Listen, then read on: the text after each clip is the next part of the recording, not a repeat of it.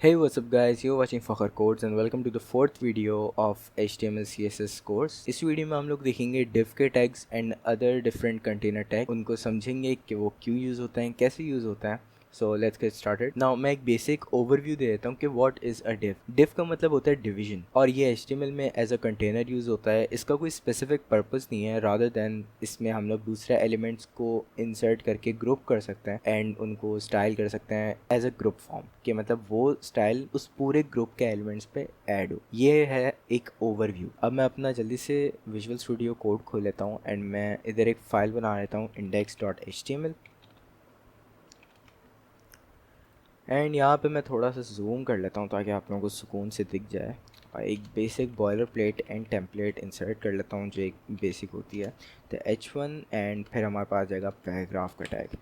H1 में heading 1 लिख दूँगा मैं, एंड पैराग्राफ में लिख दूँगा this is a paragraph tag. अब यहाँ पे मेरे पास एक सिंपल HTML फाइल है। अब मैं यहाँ पे div का टैग इस्तेमाल करके अपने वेब पेज में सेक्शंस क्रिएट कर सकता हूँ, कस्टम स्टाइलिंग्स कर सकता हूँ, जैसे कि बैकग्राउंड कलर हो गया, मार्जिन्स हो गई, पैडिंग हो गई, एडजस्ट करना हो गया, फॉन्ट साइज, और एलिमेंट्स को div के अंदर पोजीशन करना। तो अगर मुझे इस पूरे को div के टैग के अंदर लाना है, अब अगर मैं अपने इस कोड को ओपन विद लाइव सर्वर करूँ तो मेरे पास एक बेसिक जिसे कहते हैं हेडिंग आ गई एंड पैराग्राफ आ गया, जिससे ये शो हो रहा है कि भाई मैंने सिर्फ और सिर्फ विदाउट एनी स्टाइलिंग हेडिंग का टैग एंड एक पैराग्राफ का टैग यूज़ किया हुआ है। अब मैं चाहता हूँ कि मेरी जो हेडिंग 1 लिखी हुई है ना, ये इसी तरह से एक ब्लू टेक्स्ट में आ जाए।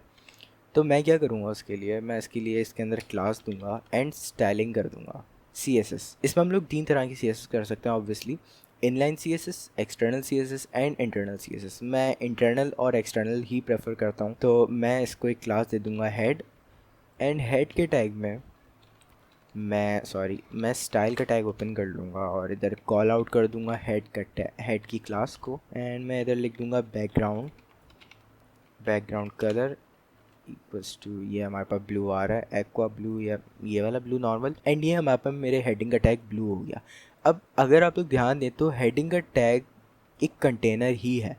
ये H1 यहाँ से शुरू हो रहा है, यहाँ पे ख़त्म हो रहा है, ये यहाँ से शुरू हो रहा है एंड यहाँ पे ख़त्म हो रहा है। तो व्हाट इफ़ मैं इन दोनों पे ये चीज़ अप्लाई करना चाहता हूँ। फॉर एग्जांपल अगर मैं इस पी के टैग पे भी अप्लाई करूँगा तो मुझे एक अलग से क्लास ऐड करनी होगी, फिर अलग से उसको कॉल आउट करके स्टाइलिंग करनी होगी। लेकिन मैं चाहता हूँ कि मैंने एक यहाँ पर div के नाम की क्लास दे दिया, और मैं चाहता हूँ कि उस div की क्लास में H1 के भी टैग को कवर कर ले और P के टैग को भी कवर कर ले। तो मैं क्या करूँगा, मैं यहाँ से क्लास को रिमूव कर दूँगा, एक नॉर्मल टैग बन गया, और मैं इधर div का टैग यूज़ कर लूँगा, जिसकी मदद से ये H1 का टैग और P का टैग एक तरह से ग्रुप में हो गया।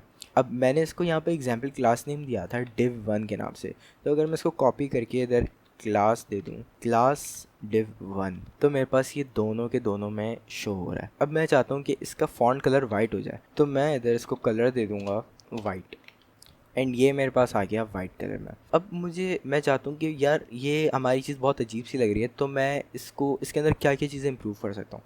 मैं इसके कॉर्नर्स को नॉर्मल कर सकता हूँ, एंड ये जो हेडिंग के टैग की जो डिस्टेंस है, लेफ़्ट मार्जिन है, इसको मैं इंक्रीज़ कर सकता हूँ, इसको मैं बढ़ा सकता हूँ। तो मैं इधर लिख दूँगा बॉर्डर रेडियस से हम लोग 10 पिक्सल्स फॉर एग्जांपल यूज़ करके हम लोग इसके बॉर्डर्स को, ओके अब आ गया, इसके बॉर्डर्स को कर्व कर सकते हैं।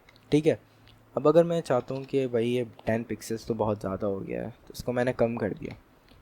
देन मैं चाहता हूँ कि लेफ़्ट मार्जिन से थोड़ा सा दूर हो जाए, तो मैं इसको थोड़ा सा हेडिंग के टैग को राइट साइड पे कर दूँगा पैडिंग करके, और ये मैं कर दूँगा 20 px। बाकी बॉक्स भी इफेक्ट हुआ है, लेकिन अभी के लिए हम लोग यही कर लेते हैं ना। अब मैंने इसमें CSS अप्लाई कर दी, ये div का टैग हो गया हमारे, जिसकी मदद से हम लोग ना this was our div tag, जिसकी मदद से हम लोगों ने P के टैग में एंड H1 दोनों के टैग में एक ही क्लास को कॉल करके पूरी की पूरी प्रॉपर्टी सेट कर दी।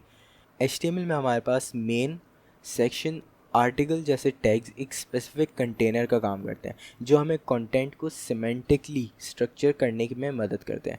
नाउ सिमेंटिक का मतलब क्या है? सिमेंटिक का मतलब वेब डेवलपमेंट में कंटेंट का स्पेसिफिक पर्पस, जैसे हेडर के एलिमेंट को हम लोग वेब पेज के हेड के लिए इस्तेमाल करते हैं, नेव बार को हम लोग नेविगेशन के लिए यूज़ करते हैं, सेक्शन को अलग डिफरेंट सेक्शंस के लिए यूज़ करते हैं, एंड आर्टिकल को डिफरेंट कंटेंट मोस्टली एड्स के लिए यूज़ करते हैं।